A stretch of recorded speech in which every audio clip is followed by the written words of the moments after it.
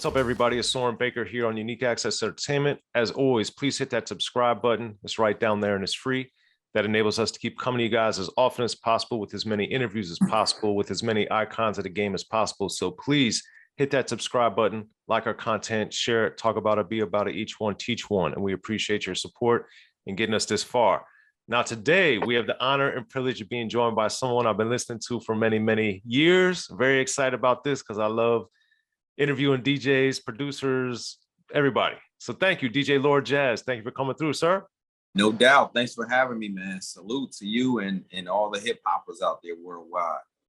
Pleasure to be here, man.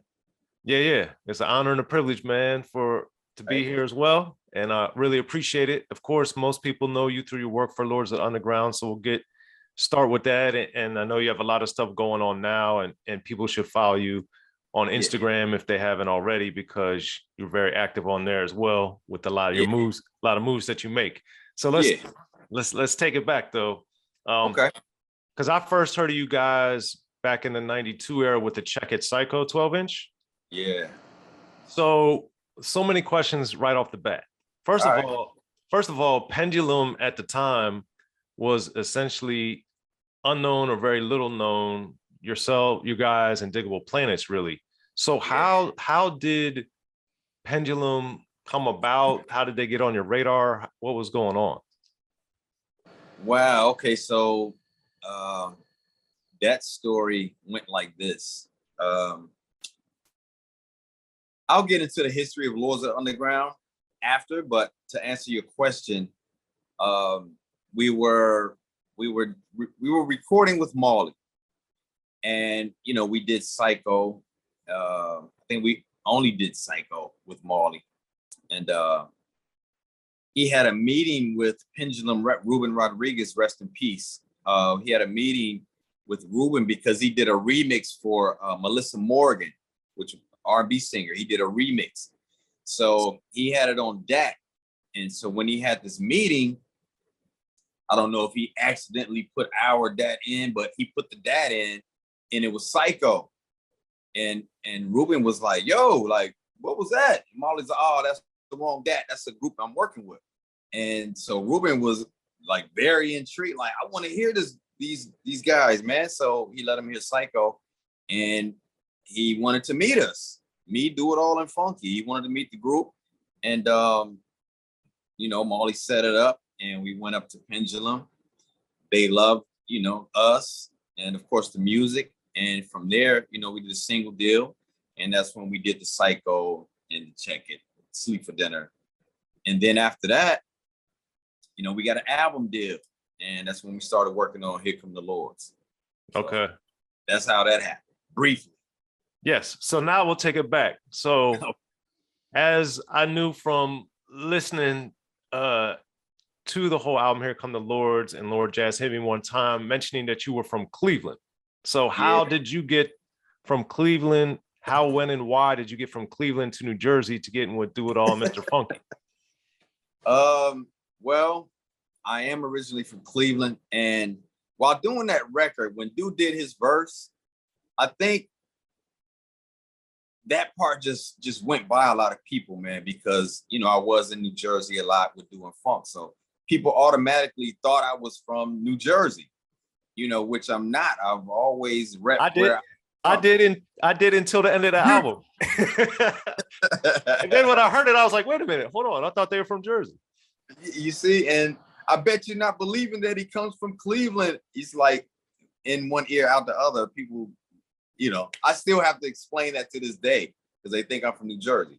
So anyway, long story short, how we all met, we met at Shaw University, which is a black college in North Carolina, Raleigh, North Carolina. I was a communication major. I was on the radio, had a jazz show, a gospel show, and waking up at 4 a.m. to get the station going. So I did that, year by year, and I eventually worked my way up to doing my own show, which was, I wanted to play hip hop and soul and house and reggae and funk. And the program director granted me that, that wish, and which was the first time that he kind of went away from the jazz format was with me and my show. And, you know, I had a great response. And just during that time, I was DJing a lot of the parties around the area. And a good friend of mine by the name of Derek L.A. Jackson, he's from L.A. He just used to roll with me, man. You know, college buddies. I taught him how to mix and DJ and scratch. I used to bring him to the parties with me. When I got tired, I would let him get on. And, just college shit. So after that, come to find out, when he graduated, he was like, yo, man, I'm about to graduate, but, I appreciate what you did for me. And, I'm definitely going to look out for you. I don't know how, but I'm going to look out for you. And that summer I went back to Cleveland and I got a call from Derek. He was like, yo, I'm at my cousin's house, Marley Marl. I'm like, Marley Marl? I'm like, where? He's like, yeah, I'm messing with my cousin now, man. I might be managing him and, just doing whatever. So he's like, yo, when you get back to college, I want you to form a group and just send me a demo and I let Marley hear it. So that semester I went back to school. Another good friend of mine hooked me up. I told him I wanted to form a group. So he's like, oh, I got somebody from New Jersey, man, that he's dope, da-da-da. His name is Dupre. And come to find out that was Do It All. And so I met Do and we hit it off immediately. And then I started bringing Do It All to the parties. I would let him freestyle and MC, bring him up to my radio show. And, we just had a good connection, man. And so I was telling him that I needed to form a group and send a demo to Marley. He was like, word, I'm down. So I wanted another member, man, because I've always wanted to be like Run-DMC and Houdini, 2 MCs and a DJ. So, I put up like signs like I'm looking for an MC. And so people were telling me about this younger guy named Mr. Funky. And so I went and met Funky, knocked on his dorm door like, yo, Lord Jazz. Well, I wasn't Lord Jazz back then, but I'm like, yo, I'm working on a group, man. People telling me you dope and I want to hear it. And, I want to hear you. So the first 8 bars that he spit and his delivery and just his tone of his voice, I was just like, all right, you down. So after that, I went to my dorm room and I had a 4-track and we just put together Psycho, man. We put together Psycho and a couple other songs. And I sent the cassette tape in the mail to Marley. And like a week later, he got it. And he hit me up like, yo, we got the tape, man. Marley loved that joint, Psycho, da-da-da. He want to meet y'all. And, that's how that started, man. And I drove all the way up from North Carolina to the House of Hits. And it was just, amazing, man. This is fucking Marley Marl, like my idol, And so we made it up there and, Marley opens the garage door. Like Marley had the Ring before it was Ring with the video and all that high technology. And, we walked in, man. And, LL was there. Heavy D was there. Rest in peace. They were mixing Mama Said Knock You Out. Oh, wow. Which, was incredible, man. Just to be in Marley's House of Hits, man, it was awesome. So that's kind of how we got started, man. So this would have been around 1990 then, I guess, or 89? This was 89-ish, but 90 when I got the group together. Okay. Yeah. Yeah, because it's first of all, that's an astonishing story on so many levels. But I also think it's interesting too that this is something I need to look into, but that the HBCU / North Carolina pipeline is kind of crazy when we think about it, because Common, of course, went to FAMU for a little bit. Yeah. David Banner went to Southern. Yeah. DOS Effects went to DOS Effects, Virginia State. Yeah. So, I mean, it's a lot. And then of course, well, North Carolina's got so many. A lot of my friends went to A&T, so Okay. Yeah. it's a lot. Yeah, we got heavy roots in North Carolina, man. Shout out to North Carolina, man. Our second home. Yes. Yeah. Okay.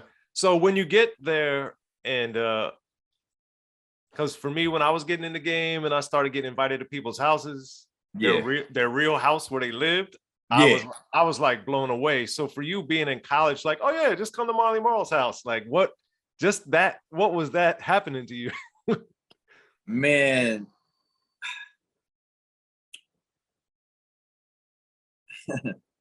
It was exciting, of course.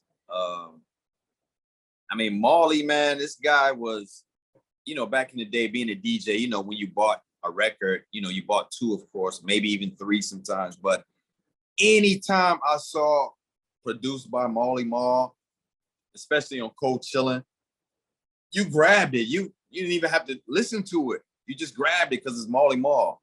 And that's just, how I was. Even with the remixes, anything with Marley's name on it, like you just had to have it, if you were a prominent DJ. So it was just mind blowing, man, knowing like all the way up driving, man. It's like it was still like surreal. Like, damn, we going to Marley's house of hits. Craig G, fucking Roxanne Shante, MC Shan, like all of these great artists, man. And we were going to his house. And then when you get there, oh, by the way, LL and Heavy D just happened to be there. Oh my God. Like we were like, oh, like, we were trying to be cool. I'm the oldest in the group. So I was 19, 20, maybe something like that. But anyway, man, just mind blowing, man. Just being at his house, going to his studio, like right when you walk in through the garage, it's like Studio A. He had the SSL board, like unheard of, like in his house. Studio B had a Studio C upstairs where he did the radio shows, and the plaques all everywhere, man. It's very inspiring, It's very inspiring, and just being at the house of hits. You want to make hits, right? Very inspiring. Okay, so back to Psycho and Check It for a second. With Psycho, one thing, and I think this plays into a lot of the stuff with what went on with you guys a little bit later, but Mr. Funky in particular, his he always sounded like he was congested in this era when he was rapping. Man, that was his flow, man, like kind of nasal. That was just his. That's why I found him so unique. Is I've never heard anybody rhyme like that. Maybe the closest was Be Real, maybe, but it was just the clarity and his voice, and just not only the talent, man. I don't think Mr. Funky gets his just due, and I think that I think even Biggie Small, Notorious B.I.G., rest in peace, took a little stuff from Funky. It wouldn't surprise me because he was is very distinctive. And the other thing is, with that being said, he's also very animated for sounding like he would be more like in the cut. He usually was often super animated. He wasn't like a laid back dude with a super nasally voice, which I thought was also intriguing. Well, I'm gonna tell you, his name is Al Tariq. So Funky is like a superhero, man. He is laid back. He doesn't talk a lot, and he's laid back. But once he turns into Mr. Funky, that's a whole nother monster. But he is a laid back brother, cool. But when he gets on stage or in front of that mic, man, he turns into Mr. Funky, and amazing dude, man. And just him and Do It All together. Now Do It All, I don't know if you ever seen us do a live show, but Do It All on stage is very animated. And even off stage, Do It All is animated. You know, he was always doing something. You know, that's his name, Do It All. He was always into something.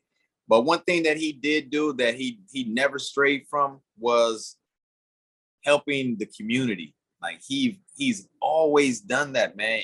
You know, even when I used to travel to New Jersey, you know, he was always doing something in the community, like always. And now you see he's running for councilman in Newark, New Jersey, which I really do believe he's gonna win. Because he's been doing it for so long, and you know, not for a title. He was just doing it from here because he wants to help people. You know, that's just his demeanor. And that's incredible. Did he ever back then? Did he ever tell you I do it because of this, or that he just was natural, or what? Man, I really do think it was just natural, man, because you know, being a young black man growing up in the hood, and you know, you can go to the wrong side of tracks, or you can have somebody there to keep you, you know, level-headed.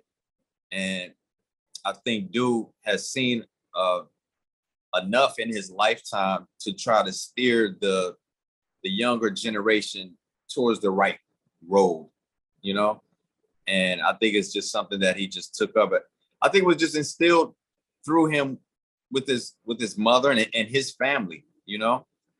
And he just, you know, took the torch, and he's still doing it to this day. Okay. You know. So, well, congratulations to him for that and sending him success. Yeah.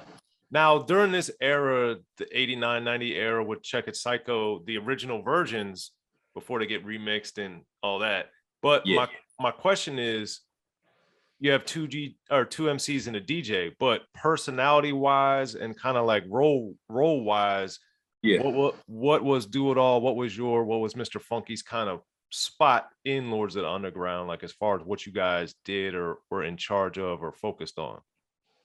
That's a good question. I would say back in the day, I was really I would say a little timid. I really didn't like to talk a lot. I didn't like to talk a lot in interviews and really express how I felt.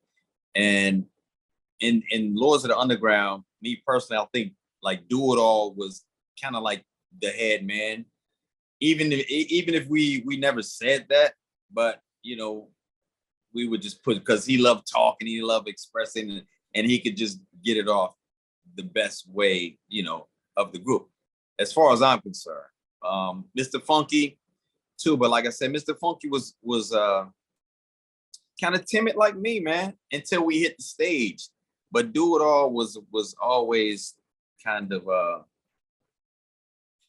I think Dude wanted to be seen more than me and Funk. So, you know, we kind of pushed him to the forefront, and that's just what it was. But as far as like being in the group and being creative, we were mostly a three-headed monster. We would all have our input on what we wanted to do or what we were trying to do in the studio and knock it out. But of course we had our differences. Like if I would play a beat that I like, I would let Dude hear it, he liked, but Funky didn't like it. So we had to scrap that one, you know, and vice versa. I like something, Dude didn't like, Funky liked it, he had to scrap it. You know, so we went through a lot of things like that. But once we did collectively come up with something that we all like, we went full force with it, and you know, did our thing with it. Be sure to check out the History of Gangster Rap by Soren Baker. He's official. History of Gangster Rap features exclusive interviews with Ice-T, Snoop Dogg, MC Ren, the D.O.C, and dozens of others. The History of Gangster Rap, a definitive look at how Los Angeles changed rap forever. In Los Angeles, the streets definitely set the tone of the hip-hop music. At 19, I got a $50,000 car. My whole angle always was, I'll be street, but I will always tell you the horrors that go along with this life. There will be penalties and casualties for just wearing the wrong color in somebody's neighborhood. And once gangster rap made it from the streets to the TV, the genre exploded. With Fab 5 on Yo MTV Back with NWA. Yo MTV, it just catapulted us from being local heroes to national gangbang rappers. The History of Gangster Rap discusses it all from 1980 up till today. It's always gonna be shit happening in the streets. You know what I mean? So it's always gonna be something to talk about. The History of Gangster Rap in stores now.